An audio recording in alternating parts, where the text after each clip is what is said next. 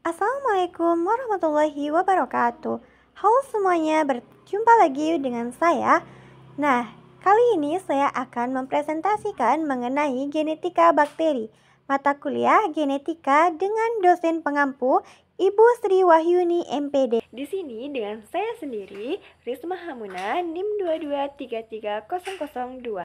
Oke, pada kali ini saya akan menjelaskan mengenai genetika bakteri. Nah, sebelumnya teman-teman udah pada tahu belum apa itu genetika bakteri? Oke, nah genetika bakteri ini adalah cabang ilmu biologi yang mempelajari pewarisan, struktur, fungsi, evolusi materi dalam bakteri. Nah, bakteri ini sebagai organisme prokaryotik memiliki sistem genetik yang sederhana namun sangat penting dalam berbagai aspek ilmu pengetahuan. Selain itu, genetika bakteri adalah cabang ilmu yang mempelajari mengenai materi genetik pada bakteri, termasuk struktur, fungsi genom dan kromosom dan plasmid. Nah, genom bakteri ini biasanya berupa DNA sirkular tunggal dan haploid terletak di nukleoid. Nah, proses pewarisan sifat melibatkan mekanisme seperti mutasi, transformasi, transduksi, dan konjungsi yang memungkinkan pertukaran materi genetik antar bakterinya. Nah, genetika bakteri juga berperan penting dalam memahami resistensi antibiotik dan variasi fenotipnya. Itulah tadi mengenai pengertian dari genetika bakteri. Nah, pada materi selanjutnya yaitu karakteristik DNA bakteri. Nah, yang pertama ada DNA bakteri memiliki struktur bentuk sirkular dan biasanya terdapat dalam satu kromosom utama. Nah, yang disebut dengan nukleoid. Nah, selain itu, bakteri sering memiliki elemen genetika kecil, bebas, dan sirkular yang disebut dengan plasmid. Nah, yang kedua ada genom bakteri memiliki ukuran jauh lebih kecil dibandingkan organisme eukariotik, namun sangat efisien dengan gen-gen yang padat. Nah, selanjutnya ada DNA bakteri tidak dilindungi oleh membran inti seperti pada sel eukariotik. Nah, selanjutnya ada plasmid membawa gen tumbuhan seperti gen resistensi antibiotik atau gen pengkode metabolisme tertentu yang dapat dipindahkan antar bakteri melalui transfer gen horizontal. Nah, pada materi selanjutnya yaitu cara perkembangbiakan bakteri. Nah, bakteri bereproduksi secara aseksual melalui pembelahan biner. Nah, dengan memiliki kemampuan untuk mentransfer materi genetika dengan cara yang pertama ada transformasi. Nah, transformasi ini merupakan bakteri pengambilan DNA bebas dari lingkungan di mana perpindahan sebagian DNA satu sel ke bakteri lainnya. Nah, bakteri akan berikatan dengan DNA dan kemudian memasukkan DNA tersebut ke dalam selnya. Nah, kemudian DNA yang baru masuk akan bergabung dengan DNA bakteri dan menghasilkan kombinasi materi genetika baru.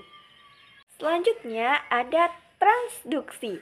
Transduksi ini perpindahan materi genetika dari satu bakteri ke bakteri lainnya dengan bantuan bakteriofag atau virus yang menginfeksi bakteri.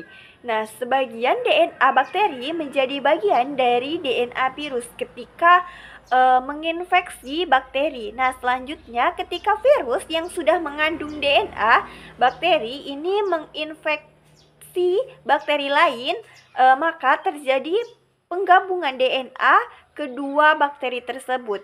Nah, transduksi virus dapat membawa gen yang sama atau transduksi terbatas atau gen yang berbeda, transduksi umum pada waktu yang berbeda.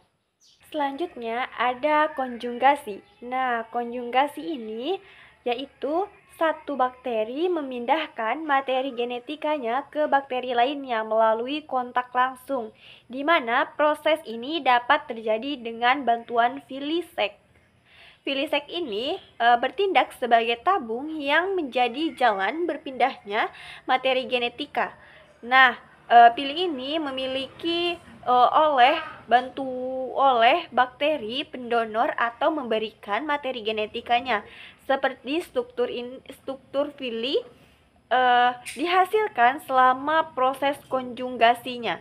Cara reproduksi bakteri seperti ini, mereka menemukan bahwa dua jenis muatan nutrisi tumbuh bersama pada medium minimal menghasilkan prototipe atau tipe liar secara sekali-kali. Nah, yang terakhir ada rekombinasi. Nah, rekombinasi ini yaitu bakteri dapat mengintegrasikan DNA asing ke dalam genomnya. Nah, memungkinkan variasi genetiknya. Oke, materi selanjutnya yaitu manfaat mempelajari genetika bakteri dalam genetika. Nah, apa itu manfaatnya? Yang pertama, ada memahami proses seluler dan evolusi. Yang kedua, ada mengetahui bagaimana informasi genetikanya ditransfer dan diekspresikan. Nah, yang ketiga, mengetahui bagaimana genotipnya menemukan fenotipnya. Nah, yang keempat, yaitu mengetahui bagaimana mutasi muncul dan bagaimana bakteri beradaptasi dengan lingkungannya. Nah, yang terakhir yaitu mengembangkan teknologi baru seperti rekayasa genetika. Materi selanjutnya yaitu aplikasi studi genetika bakteri, di mana yang pertama ada rekayasa genetika. Nah, rekayasa genetika ini yaitu bakteri dimodifikasi untuk menghasilkan protein penting seperti insulin dan hormon pertumbuhan. Nah, selanjutnya ada bioremidasi. Bioremidasi ini yaitu bakteri digunakan untuk membersihkan limbah berbahaya seperti tumpahan minyak. Nah, selanjutnya ada perkembangan vaksin. Nah, perkembangan vaksin ini yaitu bakteri digunakan untuk menghasilkan protein yang merangsang sistem kekebalan tubuh mencegah penyakit.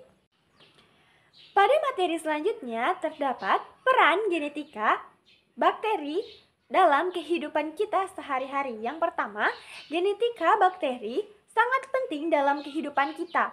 Nah, baik dalam hal kesehatan maupun lingkungannya, di mana bakteri ini sangat berperan dalam berbagai proses penting seperti dekomposisi, fiksasi nitrogen, dan produksi makanan.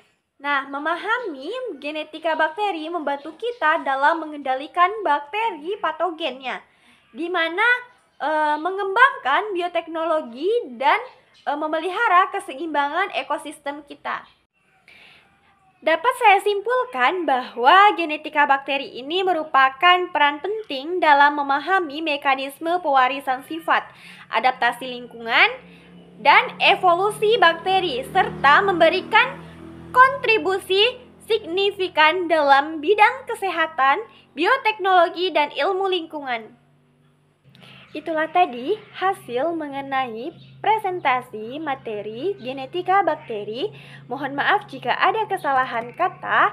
Cukup sekian dan terima kasih. Wassalamualaikum warahmatullahi wabarakatuh.